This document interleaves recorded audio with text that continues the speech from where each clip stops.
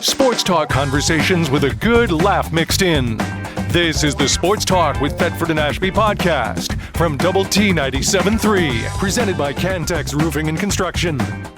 I'm Mike Hebert, owner of Cantex Roofing and Construction. Every day is game day, and we'll get it right when it comes to your roofing, construction, windows, and mirrors. Call Cantex Roofing and Construction today. Together, we are one serving you. Hey, Lubbock Sports Medicine. You talk about a great team of doctors. Go to LubbockSportsMed.com and check them out. Got bios of all the doctors. They're pros at the business, fellowship trained. That means they've been somewhere and has special training for their whatever I went with Terry to see Kevin the other day. Yeah. And either Dr. Shepard or Dr. Simpson, one of those two is going to do her knee. Yeah. But let me tell you what, you feel so comfortable sitting in there, and you're in pain, and it's not a good. But these people are so pleasant to be around. They take care of you at Lubbock Sports Medicine. People from all over this part of the country come to here to see the docs at Lubbock Sports Med. LubbockSportsMed.com. Check them out. Mighty Wash, car washes, I think there's 6 or 7 in Lubbock now. They're all over the Permian Basin, eastern New Mexico. This is owned right here in Lubbock, Texas. And they employ a lot of people, and their people are their difference, is what they say at Mighty Wash. Wished I'd have thought of that. Yeah, that's a good thing to say, isn't it? Yeah. You'd like to be the difference. Yeah. All right. We're going to get the good. We got Coach Wes Kittley on the phone with us here. Coach, thank you for doing this today. You're off and running with the indoor track season. Yes, we are. Thanks, guys, for having me. Always a special day for me. This seventh year we've been able to have the Corky Classic, and just always special, and I know he was to you guys too. He was. We both have our Corky shirts on this morning. Yeah, we do. Oh, how cool is that, man? I love it. Yeah. Now, Corky, the first couple of Corky Classics, Corky was alive, right? No, he never was. Corky's been gone 7 years? Yep, 7 years. We Really? had this building. We had our first meet 7 years ago in January the 10th, and he passed in November right before that. Oh, my goodness. Wow. It's amazing he's been gone that long. Of course, we think about him a lot. Maybe that's the reason. Yeah, I'd have said 4 years, That we 5 years. I know we're all getting older. It all meshes together, doesn't it? All blending together. It really does. It's amazing. We all, I know this is that you really love doing this meet in his honor. I do. It's just so special. I keep a little picture here of him in my office, and talk to him every once in a while. And so he, how he loved this place and in any sport. But I think I kind of got the best end of it. I think he loved mine a little bit more. So, I miss all our lunch meetings and all the things that we all got to do. And you know how he was. Well, he was a big lunch guy. I know that. Yeah, Wes, go to lunch with me, and I'd get there, and there's 20 more there. I know. You thought it was just the two of you. I did. Yeah. We had lunch with him 2 or 3 times a week, it seemed like. Yeah. Because he loved to get together. And got to hear the stories more than once, which was good. No doubt. Miss that guy. Hey, tell us about this. How does she say it? Adashina? Yeah, well, Timmy Adeshina. Yes, man. What a great performance last night. Breaking a school record of a 2-time NCAA champion. Oh, wow. She jumped 6'5"? 6'5", yes. And she smoked it. Girl. She jumped 6'5". If I'd had it at 6'7", it would have been a good jump. I mean, it's just incredible. What's the national record, women's record? 6'7", yeah. So wow. She's there. All right, what's the world record for women? It's about 6'10". I mean, it's that's amazing. So in our lifetime, a woman will jump 7 foot. Yeah. You could. Yeah. How you feeling? He's leading the NCAA and leading the world, of course, because a lot of the pros haven't jumped, but pretty good jump for the second week out in indoor. It's unbelievable. I mean, just tremendous. What was her highest leap before then? She had jumped 6'4" in high school. So this is, but coming in, and we're changing everything on her because of her technique and trying to make it where she can really be that 6'7", 6'8" type kid in the future. And she's only been here one semester, had a 3.9 GPA, and man, just couldn't be happier. How confident are y'all as a staff when a girl comes in jumping 6'4" and you go, no, that's all wrong. We've got to. You need to do this. What are you thinking? Well, I learned how to recruit instead of just develop. Where's she from? She's from Nigeria. We've got a little bit of a connection there right now, and a lot of the kids are wanting to come to Texas Tech, and so this is my 40th year, so I've got a few contacts out there. I bet you do.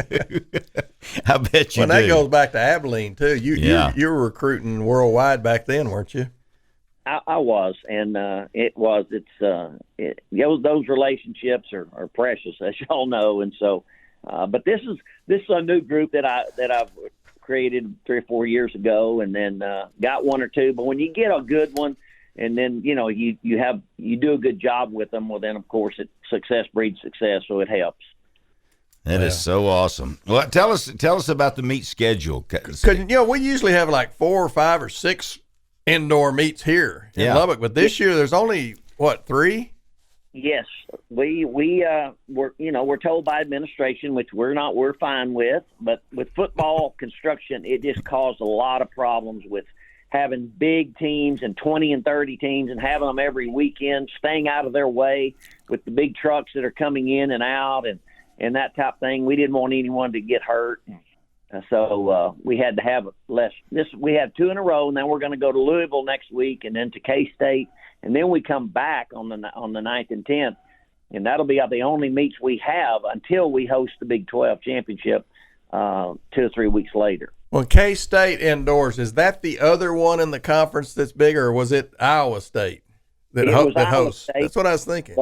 But K-State just built our track this year. This will be the first year they've had it. So it gives us a good option to go somewhere when we had to leave town. But I'm hoping next year we're back to 5 or 6 at home. Yeah. Yep. Well, that's good because this facility is phenomenal. It really is. Yeah. And kids are coming here, aren't they? We've got 10 teams, Kentucky, LSU, Miami, Ohio State here of Power 5, and then K-State, Central Florida, Oklahoma, TCU, Baylor, and us. It's a really good meet today, and we kick it off 11:30 we're running at 10:30, and then the field event started at 11:30, and we'll be out of here by 5 o'clock. Okay, and time to go to the basketball game. Exactly. Let's go win a game. Yeah. And let me tell you something about a track meet. Unlike a baseball game or a football game that might just last and last and last and last, a track meet runs on schedule. So if he says they're going to be done by 5, they're going to be done by 5, right? Yes, no doubt. We've got to. We got kids warming up, and they're kids are planning on their warm up on how we set the schedule. So it's important. They don't have the 7th grade mile run at the end. The 7th and the 8th and the 9th. And then it takes the boys one and the person. Girls. One person's like an hour out there. Well, yeah, in high school or junior high, you don't have any officials. You don't have anybody. You're just trying, hey, can you come over here and pull this tape or whatever. So, well, track's a long event in junior high, I can tell you. It really is. Well, I used to help Corky with his meets. I'd do, like stopwatch or do something. And now y'all got probably people hired to do all that, don't you? Yeah, you can't. It's all has to be electronic timing now. So it takes all those. You remember at the finish lines, we'd have 10 or 12 people in stopwatch, and you just can't do that anymore. It's literally you have electronic timing. Yeah, then you'd go, all right, Gary, you've got the 7th place person. Okay, I'll get the 7th. And here they just go, boom, boom, boom, boom, boom. And then, you'd have 7th place with a faster time than 5th place. Yeah, the guys just going guessing. They're going down the line saying, okay, who's 4th? And they're saying, oh, so-and-so from Tech, and you thought he was 7th. That's exactly right. But it's getting fancy. And that's what we were talking about earlier on the arena. What's going to, in 20, 30, 40 years, how are they going to make the arena nicer than it is? And I said it's going to be technology because the court's the court, the basket's the basket. So it's going to be the sort of like track, I've been here 25 years, and that's 25 years. I thought it was the grandest thing I'd ever seen in my life. And I still think it's fabulous over there because, Yeah. I mean, it's still good. I'm with you. How do you make it a whole lot better? I know. What do kids are going to look back and say, man, you don't believe what we used to play, and it was horrible. Oh, The old United Supermarkets Arena. Yeah. Hey, I wanted you to talk. One thing, the Corky Classic is, Scott Kelm, who's on top of stuff, says that the Corky Classic is on ESPN Plus beginning at 10. that is correct. It is. Yeah. I thought he was going to say, really? No, it is on TV. I watch it. Every meet we have here will be on ESPN Plus. I'll be darned. He also asked us if you remember that one of the Von Erichs, Kerry Von Erich, was he a shot putter? Discus. No, Discus. I don't. He's something, but I remember him, but I don't remember which event it was, discus or shot. He was at Houston, University of Houston. Yeah. And Yeah. we had Kirk Dooley on talking about the Von Erichs last week because I don't know why, but we did. Kirk did a great job. Oh, that's great. But anyway, I want you to talk about Stan Scott for a minute because y'all did that meet last week in his honor, and he passed away not very long ago, and he was a great, great guy and really involved in track and field, Coach. He loved it. He absolutely loved it. No, Stan, met Stan years and years ago, and was just an official even when I was at Abilene Christian, and he would come. But then when I got here, I am telling you, we would have nothing at Texas Tech on the officiating we have. We have one of the finest officiating associations in the country. People are totally envious of us. All of it started. I'll bet you Stan Scott, what we call certified. You have to come and get certified. He certified almost every person we have. And just an incredible human being, good man.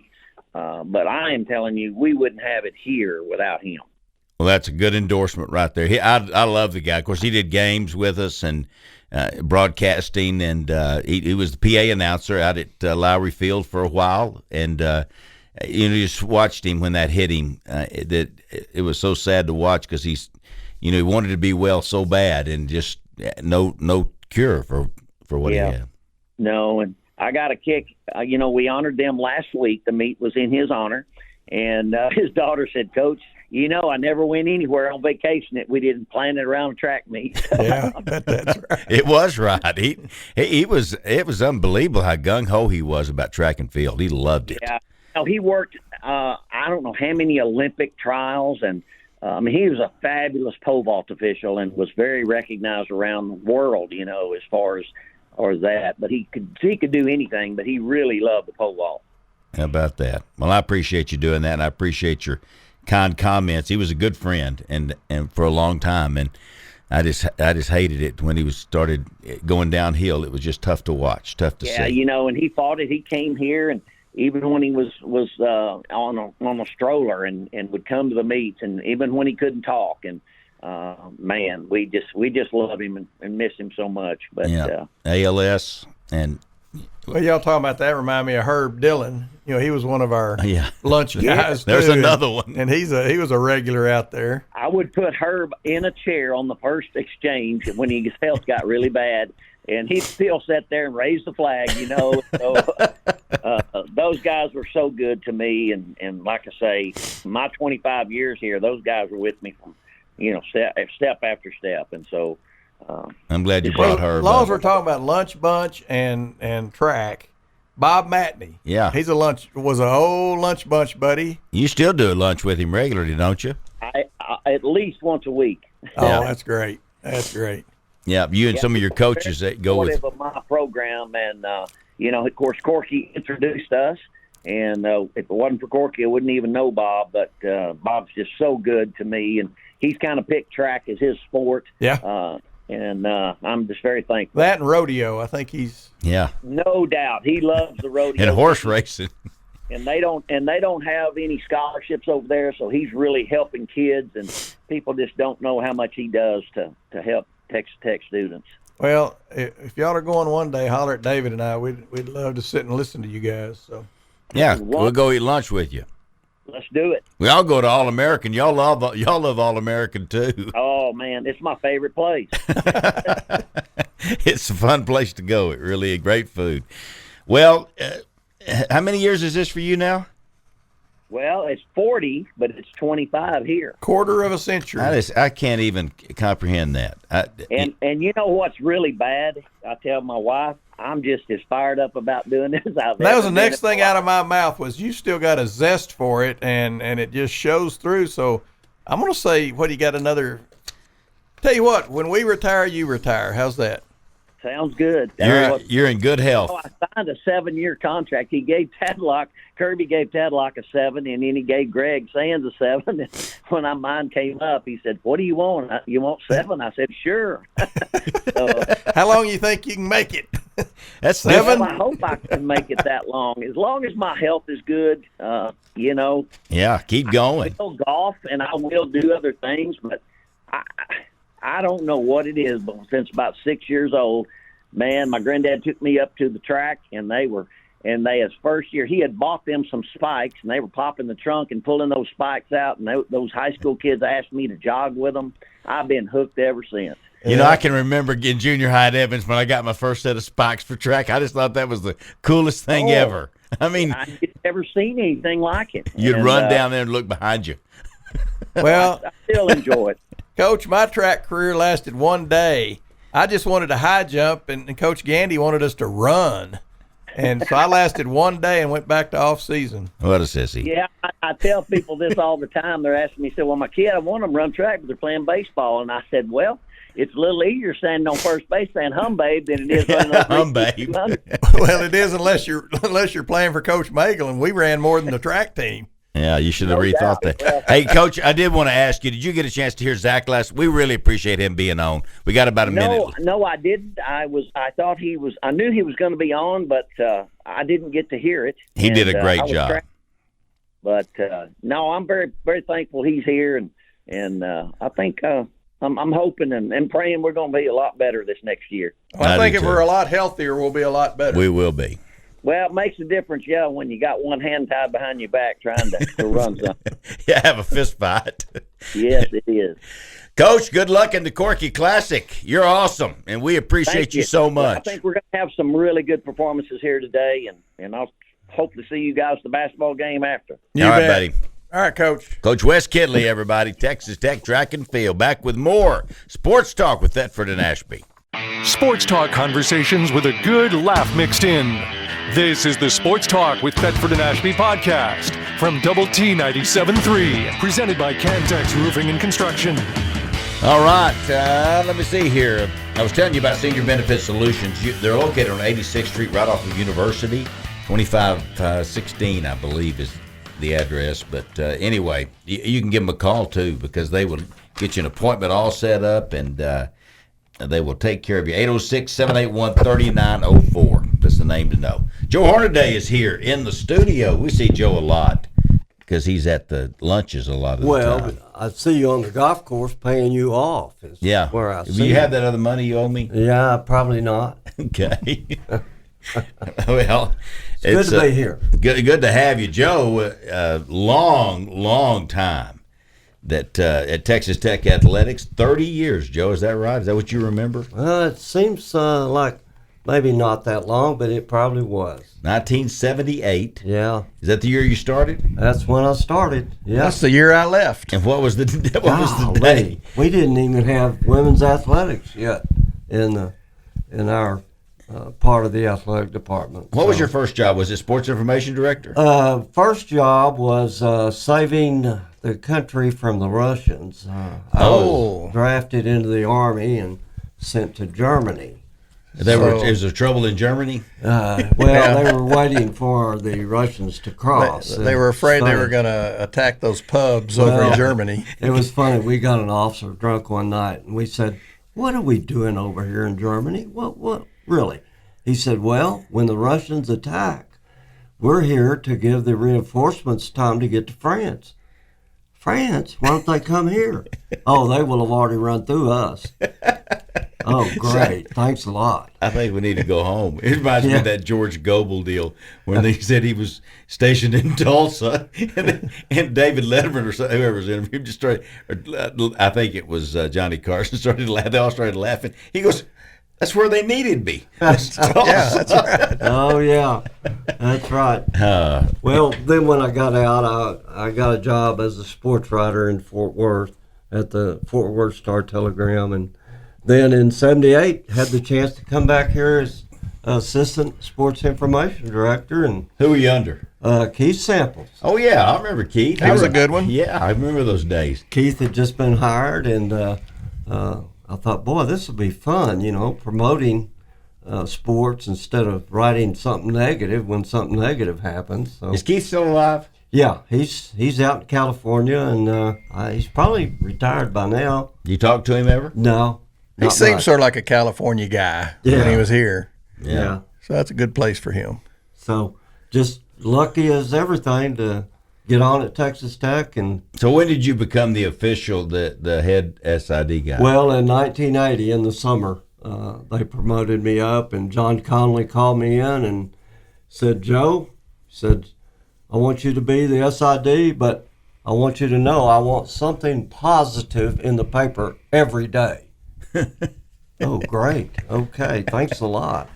Yeah. Well, were there days that was tough? Yeah, probably was, but went through a lot of good times with a lot of great coaches. Yeah. Oh my gosh, Joe, the stories you've got and the athletes that are probably lifelong friends that you had a chance to work with. Yeah, a lot of good people there. And Who was your favorite favorite athlete of all time during your tenure at Texas That's Tech? got to be tough. There were so many. Were you around with Billy Joe? Billy Joe was. He's got to be up Got there. to be up at the top.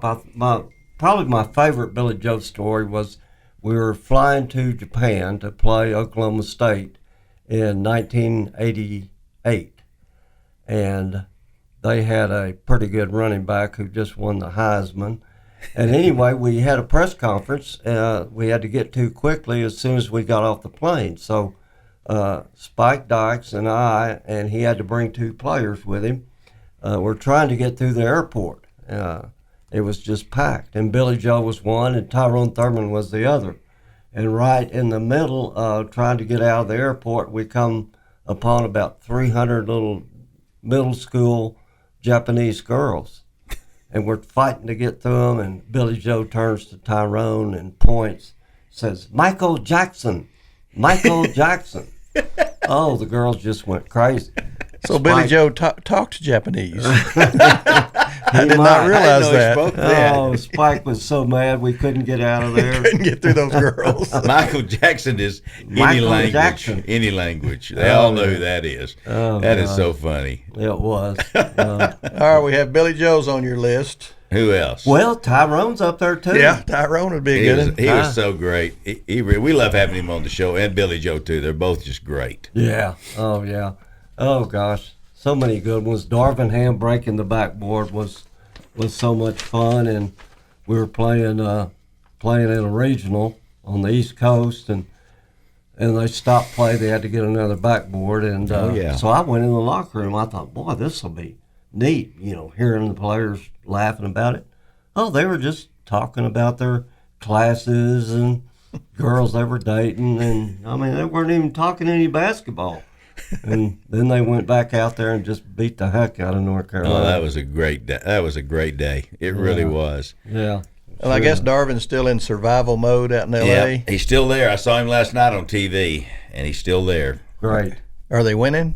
They were getting beat by 10 by Brooklyn at L.A. By Brooklyn. I know I it. can't even get used to that. Yeah, the Nets are good, but I don't know. So that's you had so many things so many years that you put in there. There's so many memories. Well, yeah.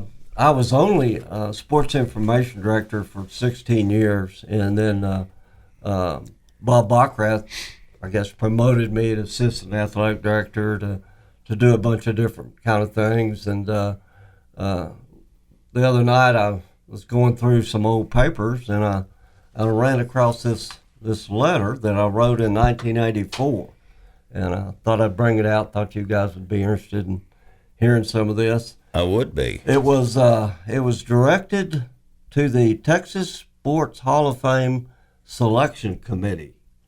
They had a bunch of sports writers who evidently were the ones that selected who goes in every year. And I had found out, speaking of golf like y'all were, that Harvey Penick, a pro down there in Austin who was just an instructor, had never even gotten considered. And I thought, he instructed you, didn't he? He did. I kind of confused him at first, but he got through it. Fought his way through. But he had not been inducted, so I created a letter and sent it to all the members about him, about things he'd done, and a couple of things I wanted to tell. He was the first American instructor to get some national honors for his teaching that had not been born in Scotland. Evidently, back in the old days, all the great teachers came from Scotland, and he didn't. But of course, he brought up Ben Crenshaw and Tom Kite, but boy, there were a lot of women pros that came to him. Kathy Whitworth, Betsy Rawls, Judy Rankin. No, Judy was not on the list. She was almost self-taught, I think. For some reason. Betsy Rawls, Mickey Wright, Betty Jamison, Sandra Palmer. There was a kid that he said was the best player he ever instructed, named Morris Williams. And there's a golf course in Austin named with that name. And the kid, when he was 18, let's see here if I can find that part.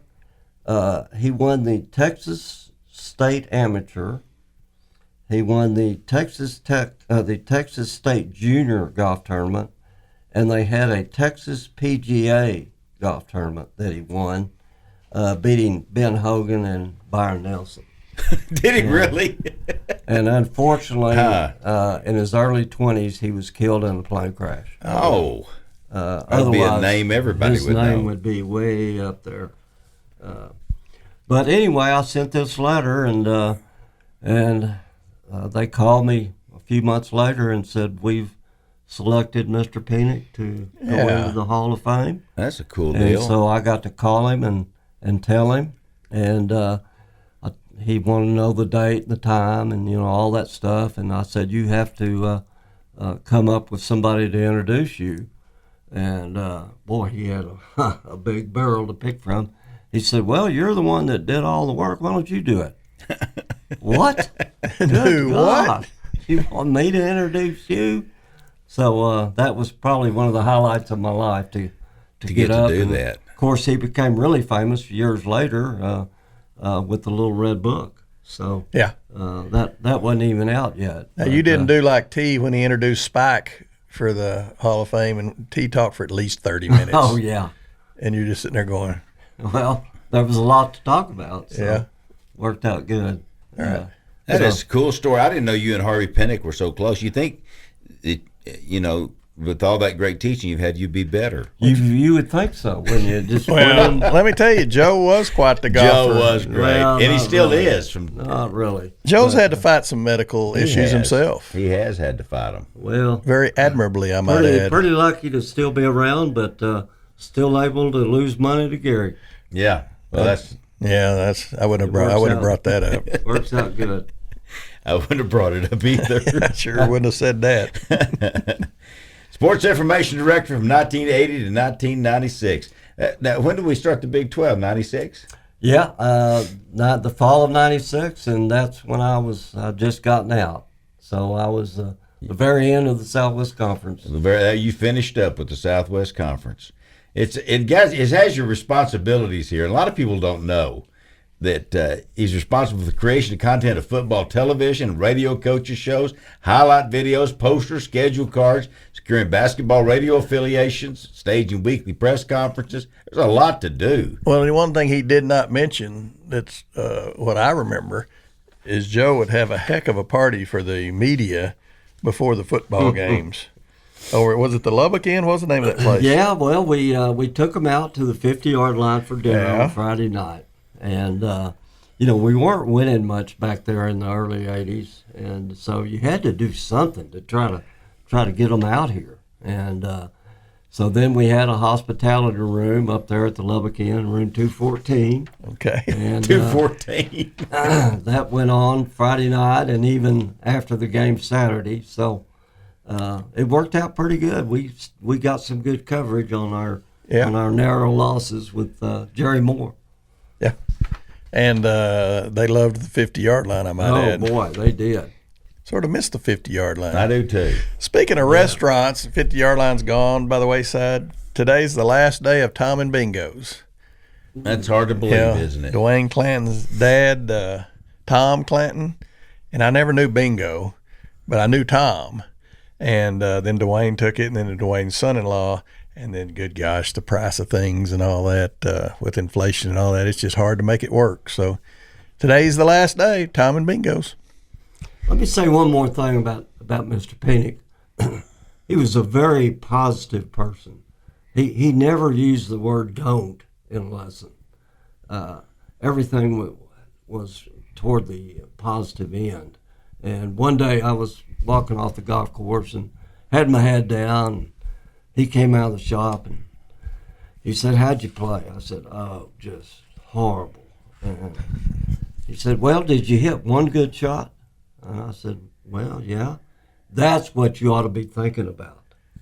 And, I started really concentrating on what he said. That carries on to everything. Life. Yeah. Bad things happen to everybody, but you also have good things you can think about all the time. Yeah, spend your time on those. Yeah. So he was beyond just the X's and O's of the grip and that sort of thing. But he was simple how he taught Very the game simple. of golf. I went to him for a slice one time, and I figured, well, let's see, he's going to tell me my left hand needs to be more on top and, something about my swing. And he said, just hit about 7 balls. So he stood there and watched, and he said, try to hit it in the toe of the club. What? What about my right elbow and, all these other things to think about? So I did, and that kept me from looping the club around, creating the slice.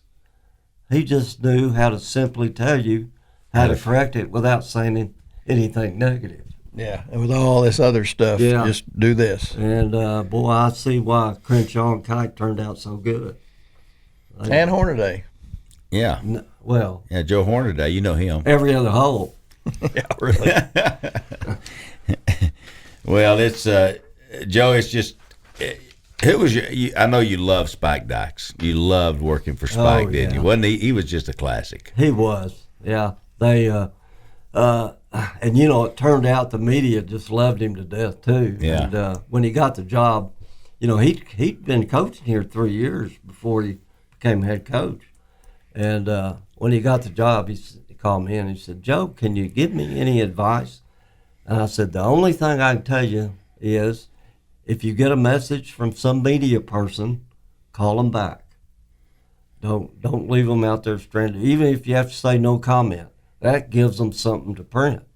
So we always called them back, and I think they just loved him to death for that. Yeah. And because other coaches weren't doing that, if it's something negative, they're not going to call the media back.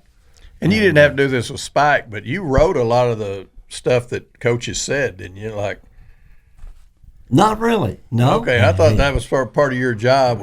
No, he was very not creative. Spike. No, I'm not talking about Spike. Oh. I'm talking about the lesser coaches, like me, for example. Oh, So God. here's something that you could. Yeah, they didn't want you talking on your own. No, scared of what he'll say. want to come out. Yeah. Oh yeah, he was mighty fun. It really was, and that was a good time at Texas Tech. We'll talk. I think Kelly Robinson helped you. It was working. Oh, with yeah. you. Oh, Let's Kelly talk did. about. I saw Kelly last night. He was refereeing. Oh, is he still refereeing? Oh yeah, Wow. still refereeing. We'll talk about him when we come back. We got to go to a break now. Yeah. But Joe Hornaday is here, former sports information director and eventually assistant athletic director. Sports talk conversations with a good laugh mixed in. This is the Sports Talk with Thetford and Ashby podcast from Double T 97.3, presented by Cantex Roofing and Construction.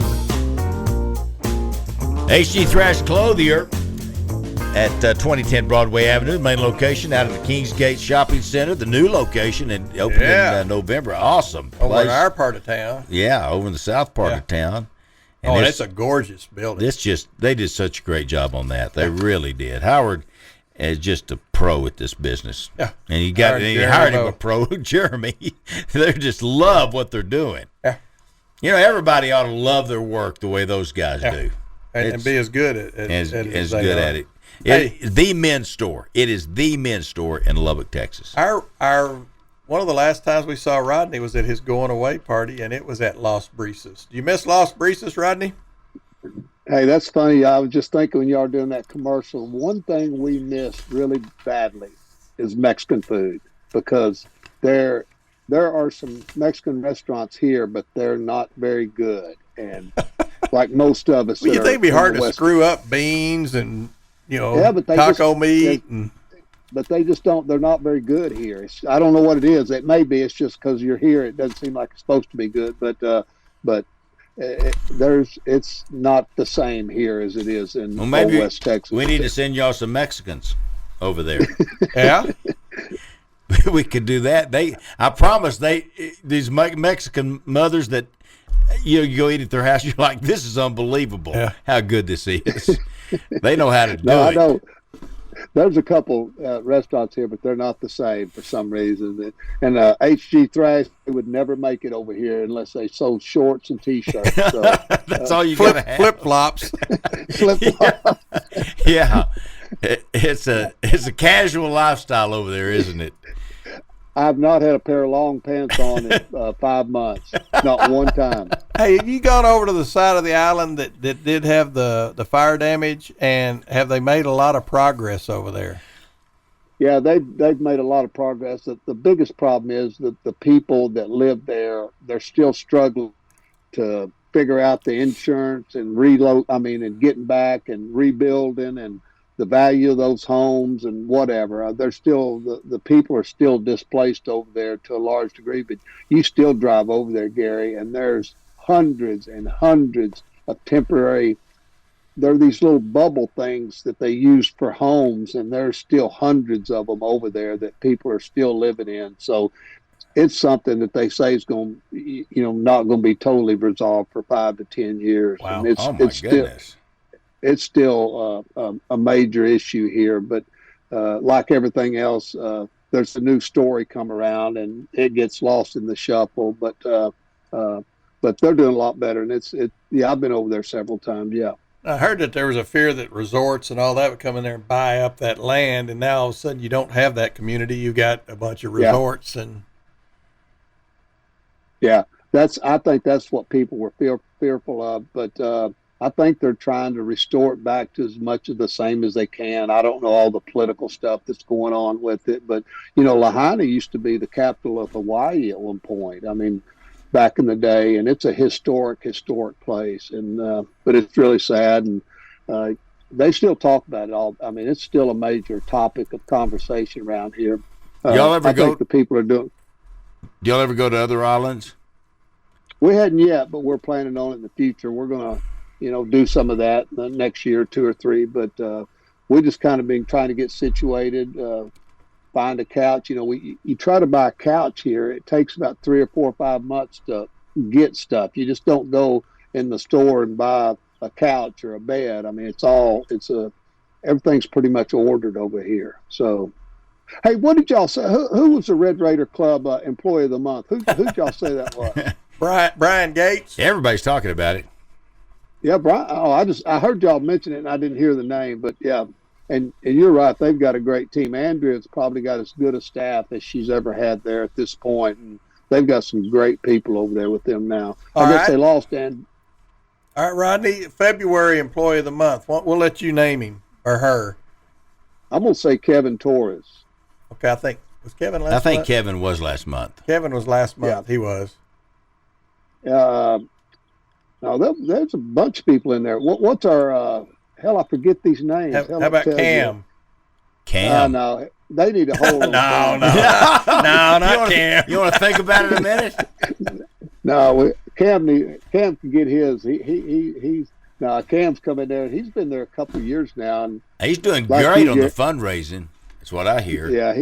he's done. I think he had a lot to do with the new facility in baseball that they built, and now Cam's a great guy and a great asset to Tech. Without a doubt. I figure you'll be living in Lubbock by the time in 2 or 3 years. You'll be back. Who knows? You got to talk Sloan into moving. Well, when Sloan comes to Tech, then you can come with him. Ozzy. Yeah, well, Ozzy's going to go with Sloan. Sloan ain't, unless his wife kicks him out. Hey, none of us can predict the future. You never know what's going to happen. And right now, we're just living in the moment and enjoying what we're doing, enjoying being around family and all that. So we're just going to see what happens. All right. Just hang loose. Yeah, just hang loose. That'd be good. You're sort of fit in Hawaii pretty good. You're a good hang loose guy. Yeah. Yeah, I'm doing good. I eat a lot of fish. I mean, I eat fresh fish probably 3 or 4 times a week, and I've lost about 15 pounds, and I think I'm fairly healthy right now. Well, you look as good as I've seen you look. Don't take that wrong, but you look about as good as I've seen you look in a while. Well, not working will help some of that when you don't have – I mean, I literally go hit golf balls or play golf every single day, so I'm doing fairly good. I'll be darned. Are you hitting what did you just say? You're hitting golf balls? Yeah, I've been on the course only once, but I've hit golf balls the last 3 months probably 4 or 5 times a week, and I'm going to start going out and play in the next couple of weeks. So. I'm assuming you're pretty good. I'll be pretty good once I start playing, yeah. Okay, good. Yeah, how's your elbow? It's good. I'm going to come back there and play with y'all. I told y'all several good times over the years that I was going to play with y'all at some point, and I'm going to do that. I'm going to get back to Lubbock. We're going to go play golf and go out to the Rawls course. That'll be fun. Once they get those traps fixed. I heard y'all talk about those. they're redoing. It's $1.8 million what I've heard. They're spending on the traps. Mostly for stairs to climb down in there and climb out. They're putting an escalator. Yeah, I heard you guys the other day just talk about how you just wanted to get out. Just get me out. I don't even care where. Just let me out. Yeah, you don't want to get in them because you'll fall in and then you can't get out. You just need one of those things that grabs the golf ball. And you don't have to even, we don't even go in there anymore. If we hit it in the trap, we just reach down there with our club and knock it out. And we just reach it and then hit it again. It's too hard. Yeah, I heard Gary say they need to change the rules so once you get in there, you can just throw it out of there. So. Well, you really, really should be able to throw a ball anytime. You can either use the club or throw it. Because most people hit the ball better than they throw it. Yeah. Plus, you throw your arm out if you threw all the time. Hey, bring Lee with you. We got plenty of room for you at the house. Well, we're going to get back there at some point. We really miss you guys. We miss y'all too. And is Lee having fun? Every time I see a picture of her on Facebook or wherever, she looks like she's just having the time of her life. Yeah, y'all could get me back fairly easy. Y'all gonna get me by myself if we come back to Lubbock. I'm not sure Lubbock would be getting the best part of this twosome here if just getting me. Have one of those long distance relationships. Yeah, it sounded like pretty good. I will say this about Lee. You know, she came into Tech. She had never been there, and she became a part of that family as well. And she sure did. She was basically just as big a part of the Double T varsity club as I was, and it was really a neat 10-year experience for both of us there. Oh, y'all were awesome together. She's just a bundle of energy, and she's so happy all the time. She probably not all the time, but every time I see her, she is. It's sickening. Drive you nuts. I'm living with her, and it's sickening. I mean, how can anybody?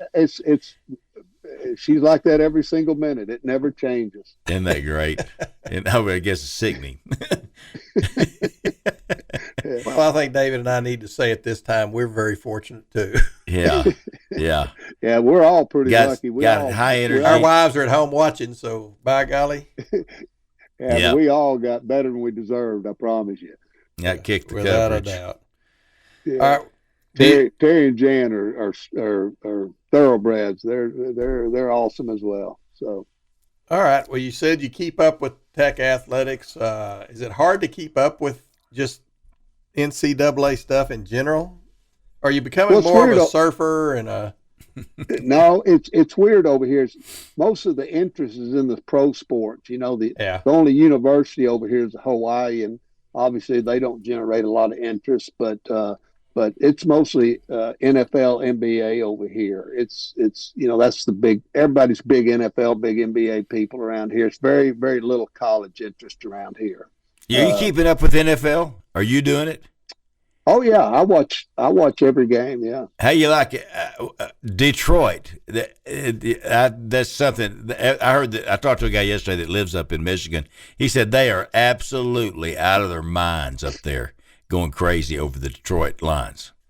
Yeah, Dan Campbell and that whole deal. That's been a breath of fresh air, and he's kind of a unique character, and no, it's pretty cool to watch all the storylines. I'll tell you what though, my favorite one though is probably because I relate to him a little bit is Baker Mayfield. I think that is the coolest story, and I know he's arrogant and cocky and all that, but he's been buried about 3 or 4 times here in the last 3 or 4 years. I thought he was done. Yeah. A lot of people did, boy, but it just shows you what kind of competitor and what kind of fighter and what he's got inside of him to do what he's doing. I just think it's a neat story. Whether you like him or not like him, he's doing something really neat, and he's rejuvenated his career. I mean, he's got a chance. I mean, I know, don't they play the Ravens or something? They play the Ravens. No, they play. Who they?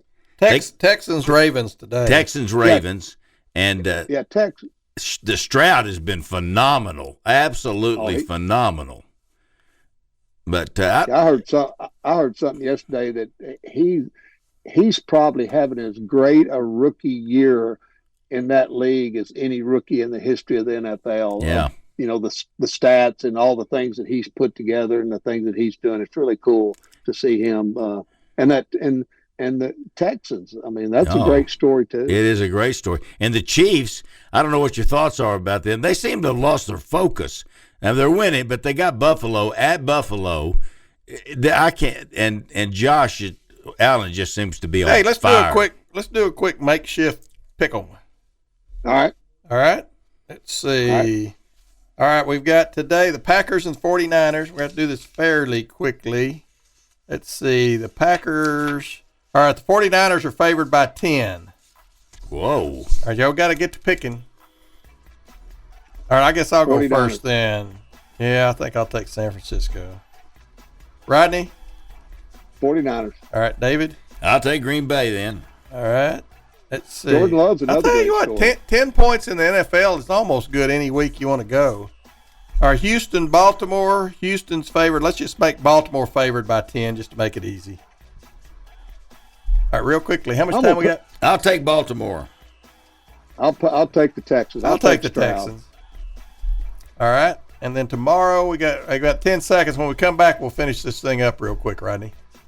All right.